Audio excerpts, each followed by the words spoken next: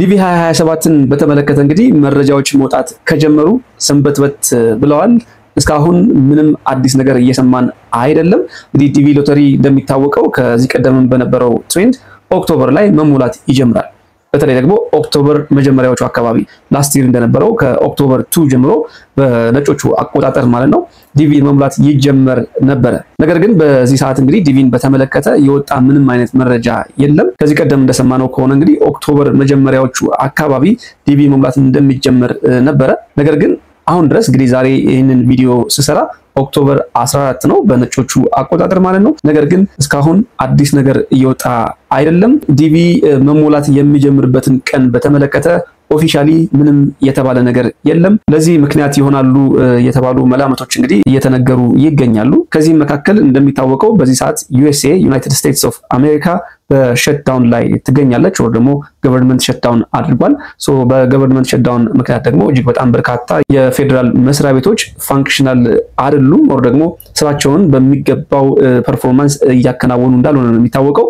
ሶ በዚህ ሰዓት እንግዲህ ለዲቪ 2027 ሬጅስትሬሽን ወይ ደግሞ ለምዝገባ ቀኑ መዘግየት አንድ ምክንያት ሊሆን ይችላል ተብሎ እየታሰበ ይገኛል። ምናልባት ምክንያቱ ይህ የሚሆን ከሆነ የገቨርንመንት ሸትዳውኑ እስካላቆመ ድረስ የዲቪ ጉዳይ ምናልባትም ጥያቄ ውስጥ ሊገባ ይችላል የሚል ግምትም እየተሰማ ይገኛል።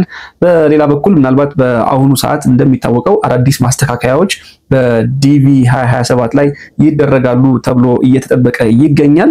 $1 የሬጅስትሬሽን ፊ በተጨማሪ ማለት ነው። ሶ ምናልባትም ከሲስተም ለውጥ ጋር በተገናኘ አንዳንድ ማስተካከያዎችን በማድረግ ሂደት ላይ ናቸው የሚል ግምትም አለ። በእነኚህ በጠቀስኳቸው ሁለት ምክንያቶች አይዘር የሲስተም ለውጥ ስለሚኖር ወይ ደግሞ በገቨርንመንት ሸትዳውን ምክንያት እንዲሁም ደግሞ ሌላ እኛ ባልገባን ወይ ደግሞ ባላወቅናቸው ምክንያቶች እስካሁን ድረስ የዲቪ ሎተሪ ምዝገባ አልተጀመረም። በተለያዩ የሶሻል ሚዲያ ፕላትፎርሞች እንደምንሰማው ከሆነ አንዳንዶቹ ኦልሬዲ ሬጅስትሬሽን ተጀምሯል፣ ምዝገባ ተጀምሯል ሲሉ ተደምጠዋል። ከየት አመጣሁት እንደሆነ አላቅም። ወይ ደግሞ የተሳሳተ ዌብሳይት ላይ ገብተውም ሊሆን ይችላል።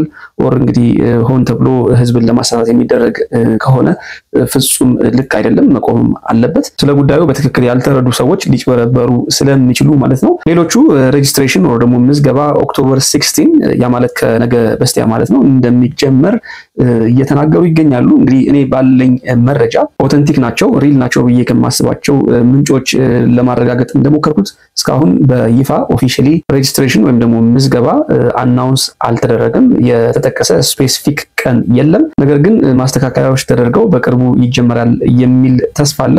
ሶ ከኛ የሚጠበቀው እንግዲህ አስፈላጊ ናቸው ብለን ያሰብናቸውን ዶክመንቶች እንደ ፓስፖርት የመሳሰሉ ማለት ነው ዝግጁ አድርጎ መጠበቅ ነው። ማስተካከያዎች ተደርገው እንግዲህ ሙሉ መረጃው ሲወጣ ምን እንደሚያስፈልጋችሁና አካሄዱ አሞላሉ እንዲሁም ደግሞ የተጨመሩ አዳዲስ አሰራሮች ካሉ እነሱን በተመለከተ በዝርዝር ወደናንተ የማደርስ ይሆናል።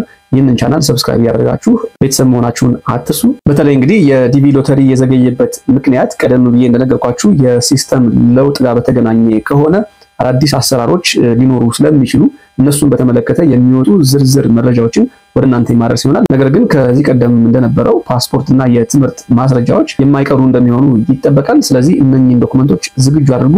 ከዛ በተጨማሪ እንግዲህ ፎቶን በተመለከተ በተለያዩ ፕላትፎርሞችም እንግዲህ ምን አይነት ፎቶ እንደሚያስፈልግ የተሰሩ ቪዲዮዎች አሉ። እነሱን መመልከት ይቻላል። በተለይ ፎቶ ቤት የምትነሱ ከሆነ ራሳችሁ ያውቁታል 600 በ600 ፒክሰል ፎቶ ነው የሚያስፈልገው። ሌላው እንግዲህ ትዳርም ካላችሁ ልጆችም ካሏችሁና ተመሳሳይ የቤተሰብ ኬዞች ካሉ እንዲሁም ደግሞ የትምህርት ደረጃችሁን በተመለከተ መሙላት እንችላለን አንችልም የሚሉ በርካታ ጥያቄዎችን እየላካችሁልኝ ትገኛላችሁ። እንደነገርኳችሁ የሚደረገውን ለውጥ ተመልክቼ ሙሉ መረጃ ወደናንተ የማቀርብ ይሆናል። ሌሎች ተጨማሪ ጥያቄዎች ካሏችሁ በኮሜንት ሴክሽን አሳውቁኝ።